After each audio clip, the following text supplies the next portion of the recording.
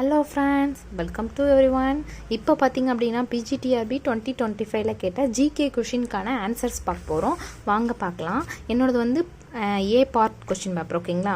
இப்போ வந்து பார்த்திங்கன்னா எனக்கு 171 என்ன கொஷின் கொடுத்துருக்காங்கன்னா, விண்வெளியில் வாகனங்களை ஏவுவதற்கு பயன்படுத்தப்படாத ஒன்றை கண்டுபிடிக்க அப்படின்னு சொல்லியிருக்காங்க. அதாவது விண்வெளியில் வாகனங்களை ஏவுவதற்கு பயன்படுத்தப்படாதது எது அப்படின்னா HRLV. ஓகேங்களா? HRLV தான் பயன்படுத்தப்படாது. இப்போ வந்து மேம்போக்காக பார்க்காதீங்க, அடுத்த எக்ஸாமுக்கு யூஸ்ஃபுல்லாக இருக்கும். குரூப் 4க்காக இருந்தாலும் டெட்டுக்காக இருந்தாலும் எல்லாத்துக்குமே ஜிகேலாம் யூஸ்ஃபுல்லாக இருக்கும். சரி, நல்லா இப்போயே ஒரு கோத்ரூ பண்ணிக்கோங்க. ஓகேங்களா? இப்போ 9ஆம் வகுப்பு முதல் முதுகலை பட்டம் வரையிலான ஆன்லைன் படிப்புகளை இந்தியாவில் எங்கும் எவரும் அணுகக்கூடிய வகையில் எளிதாக்கும் போர்ட்டலை அடையாளம் காணவும் அப்படின்னு சொல்லியிருக்காங்க. இப்போ 9th நம்ம வந்து இப்போ பிஜி வரைக்குமே வந்து ஆன்லைன் மூலமாக இந்த படிப்பு படிக்கலாம். அப்படிங்கிற இதுக்கு பார்த்தீங்க அப்படின்னா ஆன்சர் என்ன? ஸ்வயம். ஓகேங்களா? பின்வருவனவற்றுள் எது பைலட்டிக் படிப்படியான நன்மையை சிறப்பாக விவரிக்கிறது?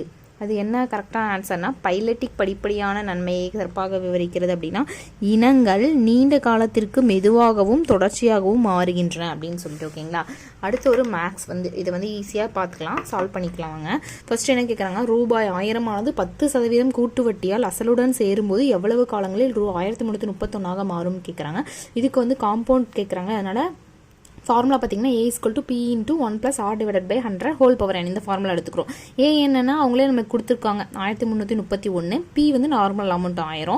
அதுக்கப்புறம் 1 + R என்னன்னா எவ்வளோ வந்து 10% நமக்கு நம்மளுக்கு எவ்வளோ கிடைக்கிது சதவீதம் இல்லை அப்படின்னு கேட்குறாங்க. அதுதான் R. 10/100 ஹோல் பவர் என்னன்னு போட்டுக்கிறோமா.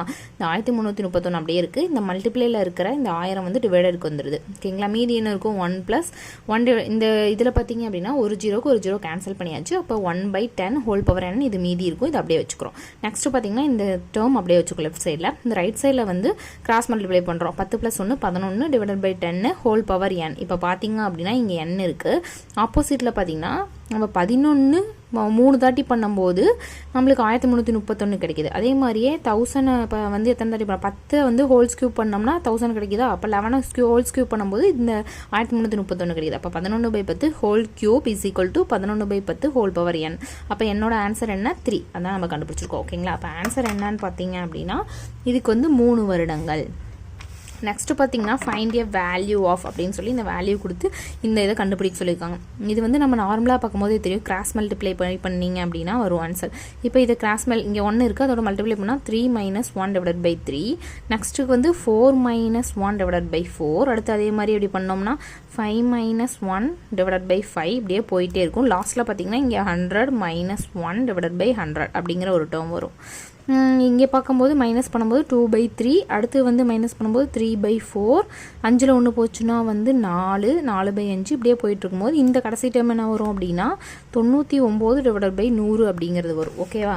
இப்போ பாருங்கள், இதை கேன்சல் பண்ணுங்கள். 4க்கு மல்டிப்ளிகேஷனாக இருக்கனால டிவைடு மல்டிப்ளை கேன்சல் ஆகிடுது. இங்கே ஒரு 5 இருக்கும், இங்கே 5/6 இருக்கும். அது அப்படியே கேன்சல் பண்ணிக்கிட்டே வருவோம். அதே மாதிரி வரும்போது இங்கே ஒரு 99 இருக்கும். இதுக்கு முன்னாடி வேல்யூ என்ன இருக்கும் அப்படின்னா 98/99 இருக்கும். 99 இருக்கு, இங்கே 98 இது கேன்சல் ஆகிருக்கும். இப்போ நம்மளுக்கு மீதி என்ன இருக்குன்னா 2/100 இருக்கும்.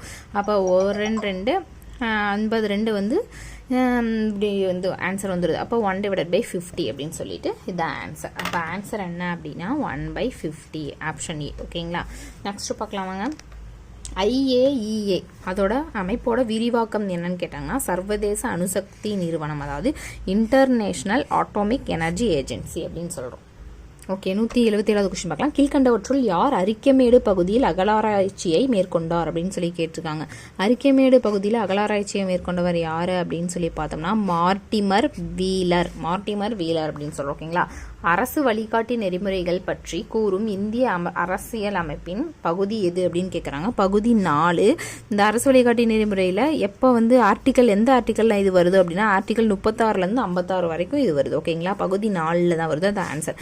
இந்தியாவில் மாதிரி கிராமங்களை உருவாக்க பின்வரும் கிராமப்புற மேம்பாடு திட்டம் எது அப்படின்னா சன்சத் ஆதர்ஷ் கிராம் யோஜனா. இது வந்து 2014 உருவாக்குனாங்க. என்னது அதாவது இந்தியாவில் மாதிரி கிராமங்களை உருவாக்குறதுக்கு சன்சத் ஆதர்ஷ் கிராம யோஜனா திட்டம் கொண்டு வந்திருக்கு. இது 2014 கொண்டு வந்திருக்காங்க. ஓகேங்களா?